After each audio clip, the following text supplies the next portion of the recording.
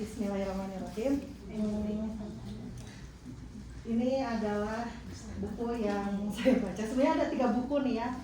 Satu tentang Tanah Toraja, kemudian tentang dunia kuno, satu lagi tentang Pasar Bubrah. Tapi saya menimbang-nimbang untuk dunia kuno itu betul-betul itu sejarah dari mulai Yunani, kemudian ada zaman Celt dan lain-lain, itu lumayan waktunya harus cukup panjang. Apalagi Tanah Toraja banyak istilah-istilah yang memang di situ tuh harus kita kupasnya, nggak cukup untuk waktu 15 menit. Akhirnya saya pilih buku ini, dan ini tuh adalah salah satu hobi saya dulu, hiking, yang dimana ya salah satunya itu ya memang kita tuh senang ke gunung gitu kan. Pada zaman saya bukan jelita ya Bunia, tapi zaman saya muda. Batita kali. Ini identitas bukunya mungkin saya akan bacakan dulu. Pertama, ini tentang Pasar Bubrah, yang dimana ini mengungkap tentang misteri pasar gaib di lereng Gunung Merapi. Kemudian penulisnya Ibnu R. Nugroho, penerbitnya PT Anak Hebat Indonesia. Ini adalah cetakan yang ketiga, dan cetakan yang pertama itu di tahun 2024, dan yang cetakan ketiga itu 2025. Kemudian ini sudah ISBN, beda dengan yang tadi masih QR ISBN. Nah ini nomornya, kemudian penyuntingnya Herman Adamson. Kita lihat ini sudah lumayannya cukup mencekam kalau kita lihat, dan penuh tanda tanya sebetulnya apa sih Pasar Bubrah itu gitu kan, dan di mana letaknya, kenapa namanya Pasar Bubrah. Nah, ini sinopsisnya kita lihat. Sana sebutrak tapi terus terang. Kita ke pendahuluan dulu mungkin ya di sini. Nah, Pasar Bubrah ini adalah area berbatu dan berpasir di dekat puncak Gunung Merapi yang diyakini sebagai pasar gaib atau pusat aktivitas makhluk halus. Lokasi ini sering menjadi pos terakhir pendaki, namun dikenal mistis karena sering terdengar ada suara keramaian, seperti ada suara pasar gitu, orang lagi jual beli kayak gitu. Kemudian ada alunan gamelan di situ, tapi tidak nampak gitu.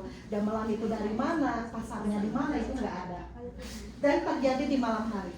Kemudian kenapa disebut Pasar Bubrah? Mengutip dari berbagai sumber, Pasar Bubrah ini merupakan pusatnya para makhluk gaib saling bertransaksi layaknya pasar manusia. Tapi ini terjadi di malam hari. Kemudian banyak pendaki yang kerap kali di situ tuh banyak kok berisik ya, kayak ada jual beli dan lain-lain, itu di sana. Kemudian Pasar Bubrah ini di pagi dan di siang hari itu terlihat biasa aja, tapi nggak ada kesan mistis sama sekali. Ini terjadi hanya di malam hari. Oke, kemudian kita lihat di sinopsisnya. Ini novel. Sebetulnya ini tuh kalau kita lihat di sini ada based on a true story. Jadi sebenarnya ini kisah nyata gitu kan. Kisah nyata yang ya gitulah, kalau buku namanya buku itu banyak dikembangkan gitu kan. Tapi ini dari kisah nyata. Novel ini mengisahkan perjalanan mengerikan Jaki dan teman-temannya saat mereka memulai perjalanan mendaki ke Gunung Merapi. Bersemangat berpetualang, merasakan sensasi menaklukkan salah satu gunung Merapi paling terkenal, yaitu Gunung Merapi ya, yang ada di Indonesia. Kemudian kelompok ini berangkat, mereka tidak menyadari kejadian di sana itu sebetulnya menyeramkan. Karena pada saat saya baca buku ini tuh dari pada saat mereka sehari sebelum berangkat, pas mereka lagi meeting sama teman-temannya, mereka itu sebetulnya sudah diingatkan oleh tetangganya, yang dimana tetangganya itu sesepuh di desa itu bertanya mau kemana, katanya mau ke Gunung Merapi. Udah dikasih tahu kalau misalkan punten ya untuk perempuan yang lagi head itu kalau bisa jangan, jadi harus dalam keadaan bersih. Kemudian di sana itu jangan mengucapkan kata-kata yang sompral gitu kan. Kemudian jaga kebersihan dan lain sebagainya. Nah, saat mereka mendaki, mereka mulai mengalami gangguan-gangguan yang tidak biasa. Bayangan melintas di ujung penglihatan mereka, bisikan-bisikan menakutkan itu ada, pepohonan, penampakan, kemudian ada yang muncul, kemudian nggak ada lagi. Kemudian meskipun kegelisahan itu makin meningkat, tetapi tidak semangat mereka tuh tidak turun, mereka terus mendaki. Pada saat mereka mendaki itu ternyata di belakang ada kelompok lain, padahal pada saat mereka datang ke kalau kita mau mendaki itu suka lapor dulu ya, terus riwayat kita, daftar riwayat dan lain-lain, biodata kita serahkan kan ke pihak yang ada di situ. Dan mereka bilang bahwa kelompok mereka itu adalah kelompok yang terakhir. Tetapi pada saat di perjalanan mereka tidak menyadari, karena saking mereka tuh ingin cepat sampainya, ada orang yang memang, ada orang-orang tuh di belakang. Bahkan pada saat mereka mendaki, pas pada saat mereka maghrib itu, mereka alhamdulillah mereka tidak lupa untuk melaksanakan sholat. Sudah ada yang mengingatkan, tolong pulang lagi. Tetapi mereka bersikeras untuk melanjutkan perjalanan. Sampai akhirnya di perjalanan itu, dari pos ke pos itu mereka diganggu oleh makhluk-makhluk tersebut.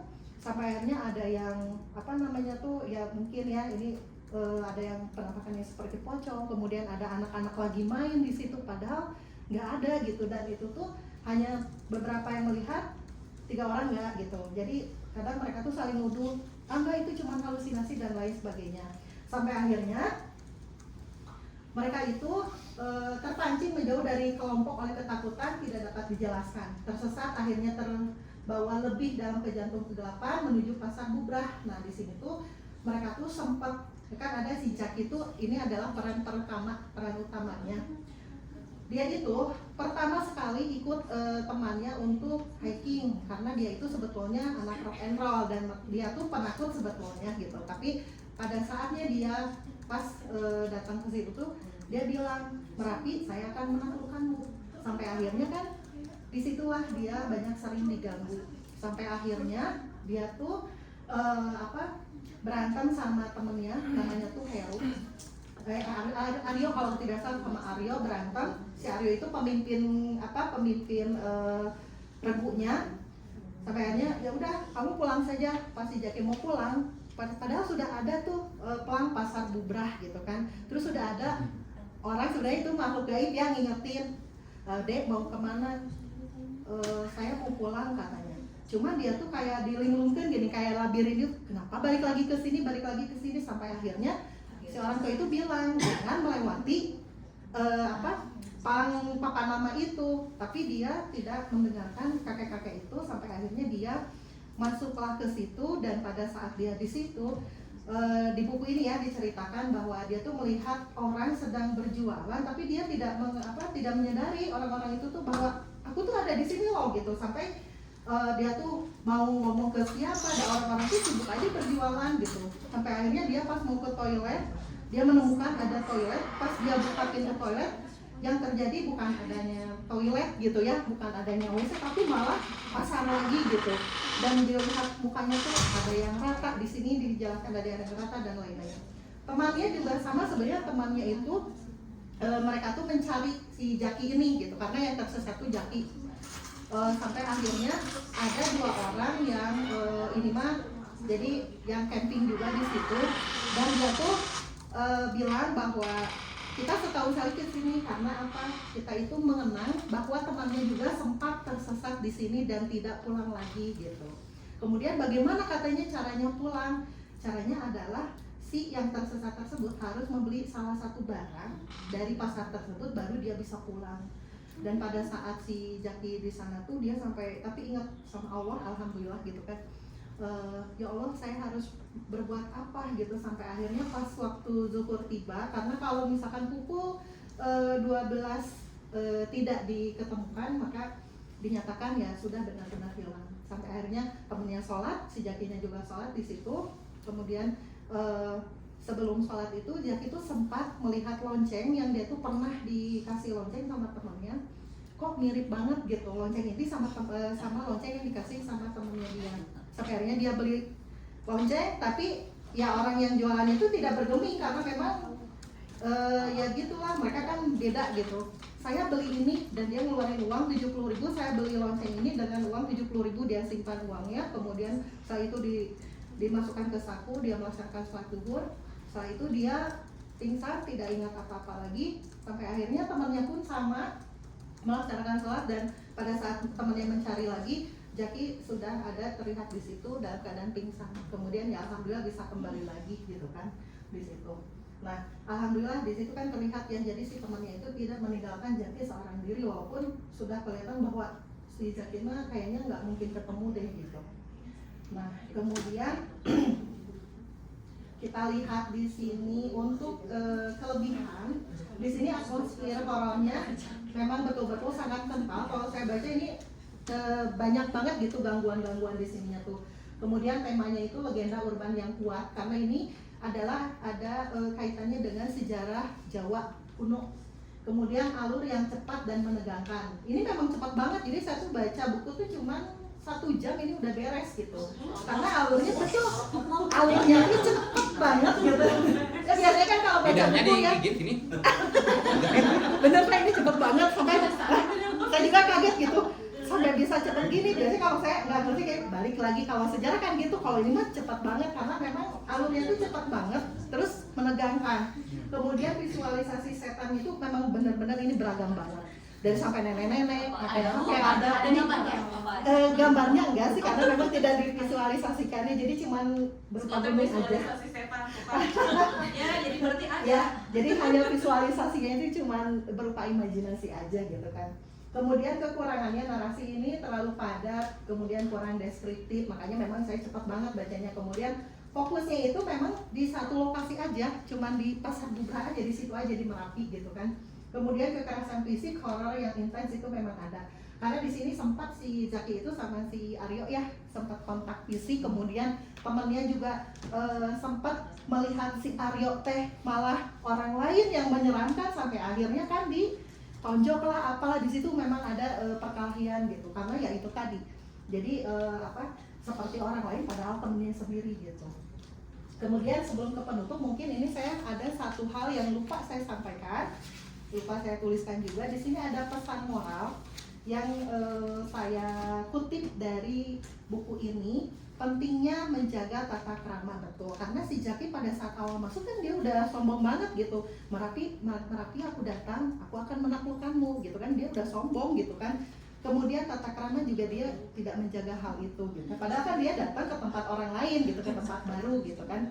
Kemudian kita harus menghormati adat dan mitos setempat ya, karena setiap tempat itu, apalagi hal-hal yang berbau namanya tuh mungkin gunung itu ya bukan tempat yang memang kita tuh tinggal di situ, tidak gitu. Ada gitu, karena kita itu kan percaya dengan yang gaib, begitu kan? Kita harus percaya dengan yang gaib, makanya jin itu ya ada gitu, seperti kita. Nah, makanya kita itu harus menghormati adat dan mitos setempat. Kemudian waspada dan tidak sombong seperti yang tadi ya disampaikan bahwa kita harus tetap waspada, harus ingat bahwa di awal itu sudah dikasih tahu bahwa kalian itu adalah kloter terakhir. Dan mereka tuh pada saat dia mendaki itu nggak sadar bahwa ada orang kok ditanya gitu. Udah jelas kalau misalkan lihat orang, kalau kita lagi mendaki itu kita harus fokus. Jangan kita tuh nanya atau gimana, ya udah kita fokus aja kita maunya kemana. Kita fokusnya ke kelompok kita aja, jangan sampai ada kelompok yang lain. Diusahakan tidak seperti itu. Ini pengalaman saya pribadi gitu kan. Kemudian menjaga persahabatan dan solidaritas. Walaupun Jaki ini diketahui bahwa aduh udah deh temennya tuh udah pasrah, udah kita ke tim SAR aja, kita turun, kita langsung minta bantuan ke pos gitu kan. Tapi si Arya tuh karena tetangganya dia udah janji sama ibunya, enggak, pokoknya aku harus nemuin Zaki gitu kan. Alhamdulillah teman-temannya tidak meninggalkan Zaki. Jadi tetap berdoa sama Allah, mereka tidak lupa untuk meninggalkan sholat. Jadi di sini tuh alhamdulillah mereka tuh sholatnya tuh dijaga gitu kan. Kemudian keseimbangan alam dan spiritual, karena memang di sini kita harus betul-betul satu, pada saat tetangganya sesepuh di sana bilang tolong, satu, pada saat wanitanya sedang head, karena di situ di kelompoknya itu ada 2 orang wanita, jangan sampai sedang head. Kemudian kebersihan lingkungan hutan itu memang harus dijaga, terutama ini untuk yang spiritual juga ini ada kaitannya dengan yang di atas ya. Nah kemudian ini mungkinnya sedikit lagi novel ini kalau saya pribadi sih sangat direkomendasikan, apalagi yang memang pecinta alam. Kemudian bagi pecinta kisah horor juga, karena akhir-akhir ini saya memang sering nonton film horor maupun lokal ataupun legenda gunung. Namun mungkin kurang cocok bagi mereka yang mencari pengembangan karakter mendalam atau cerita dengan alur lambat. Karena ini memang alurnya cepat, jadi kalau misalkan senangnya yang lambat ya lebih baik buku ini mungkin agak di skip, karena memang kalau ini tuh alurnya dia tuh cepat banget. Itu mungkin yang bisa saya sampaikan. Mangga bila ada yang mau ditanyakan atau mau berbagi, saya juga punya pengalaman yang sama, boleh.